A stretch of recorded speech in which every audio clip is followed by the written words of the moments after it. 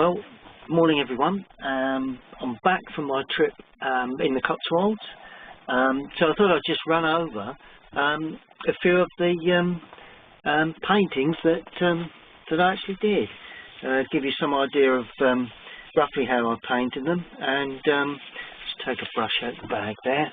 Okay, well, if you've been following my videos on YouTube, then you'll see that the first scene I painted, and by the way, most of those videos, well, all of those videos will show most of these, actually, the full painting process.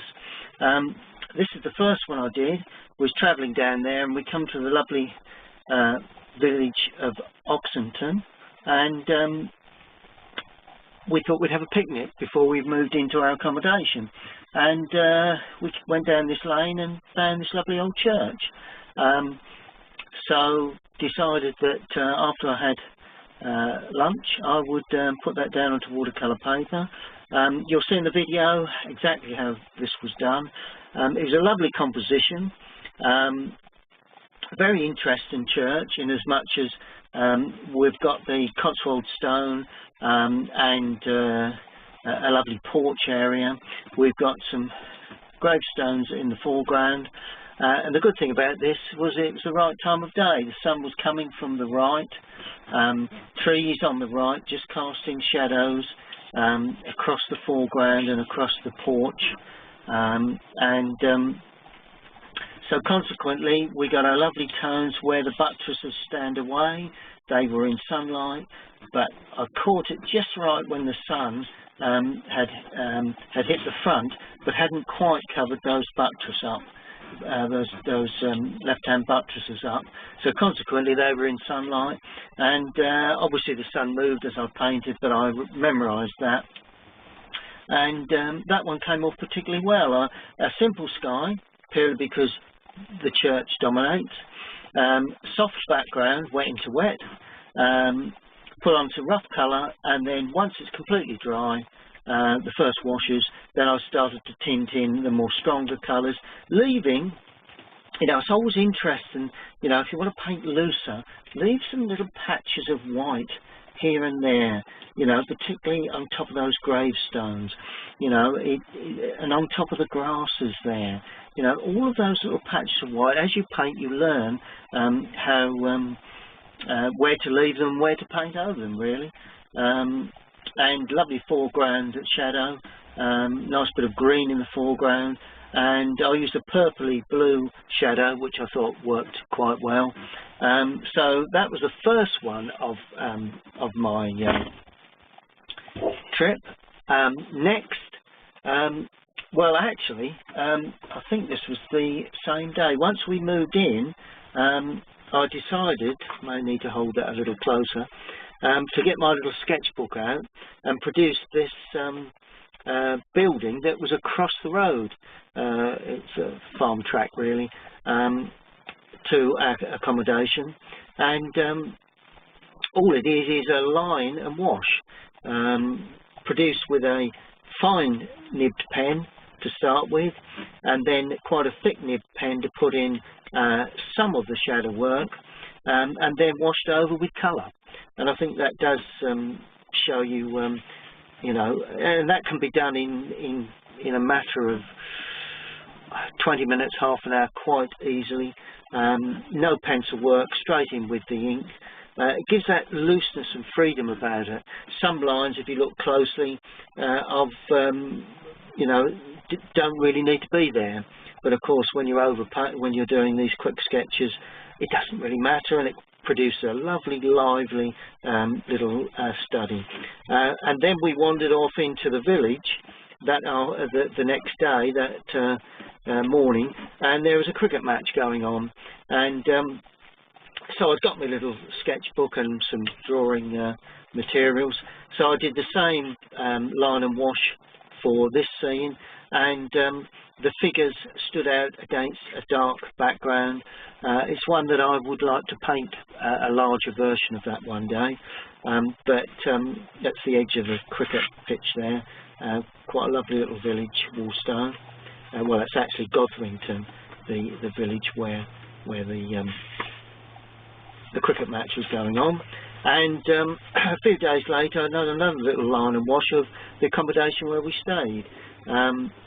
It was on the edge of the Cotswolds, and so consequently it's not a Cotswold stone building, but it was on a farm. It's the old farm cottages that's been converted into accommodation.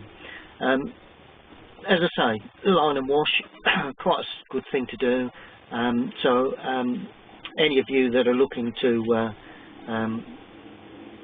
you know, to have records of your holiday rather than purely taking photographs.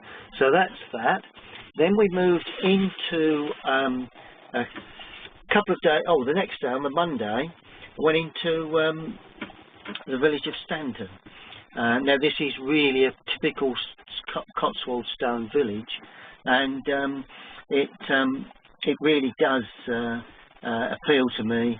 There's no shops, it's just a pub. Lovely village, Stanton. And so I sat down and created this picture of a row of the old Cotswold stone cottages. That can be seen, the full painting of that can be seen on my YouTube channel. It's worth getting up these YouTube channels because they show you the full painting process really. Then we moved into Broadway a day after, and did a drawing of this onto watercolour paper, and then I painted it when I got back to the cottage. This one I'm pretty sure I've not videoed, but you know, we sat across the road in the village of Broadway on a bench, looked across, I did the drawing. So have a go at all these, you know, don't be afraid to give it a go. You know, it's only rough, but you know, loosely painted. You know, when you paint these areas, painting quickly, leave plenty of white, you know, white edges here and there, and lay your colours on cleanly and leave them. Okay, so that was more or less a small sketch. Then I decided that we hadn't got that long to go before we need to get back. So I thought, I really must put another one down. So I didn't do any drawing. I went straight in with the paper, with the paint onto the paper. And this is a part of Broadway, the bottom end before we get to the green at the bottom. Very rough, very loose, but very spontaneous. And I think that, to me, is the key to this one. You know, it is Broadway. You could probably pick it up if you looked closely at the village, but that wasn't my concern. My concern was getting something down of the day, and I particularly liked the parasols outside the coffee shop or the eatery that's there, and it's near the two phone boxes, so anyone that knows Broadway will know that sort of area. Very loose piece of work, but very quickly produced. Okay, then I did, now this one is videoed. You can see I did the drawing of this on site.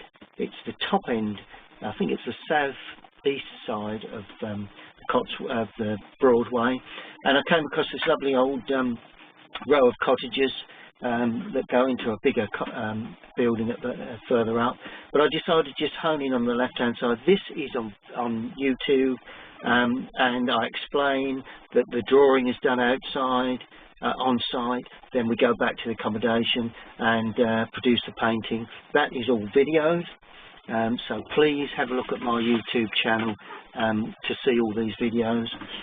This one is Broadway again. We went there a couple of days, and it's the Swan at the bottom end near the green. The green is here. I sat on the green looking across.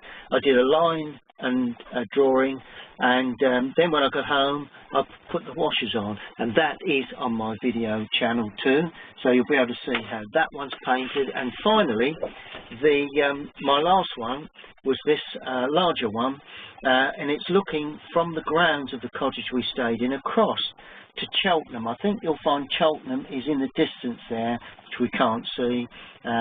We've got a little village there of Gotherington, but I just like the view, really, you know, the tree and the fields, and you can see exactly how I painted that on my YouTube channel.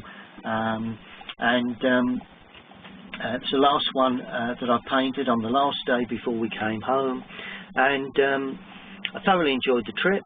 That's a quick look at the series of paintings that I did and sketches. Please visit my channel, and you'll see how most of these are painted. If you've got any late holidays booked up, then any of you interested in drawing and painting, just take some materials, even if it's only a pencil and a small sketchbook. That's all you need, a small sketchbook like that, and you can fill that up with all your little sketches, and you'll be surprised. They bring out good memories, and to me they're far better than a photograph. Okay, well, I hope you've enjoyed that, and we'll see you all again very soon.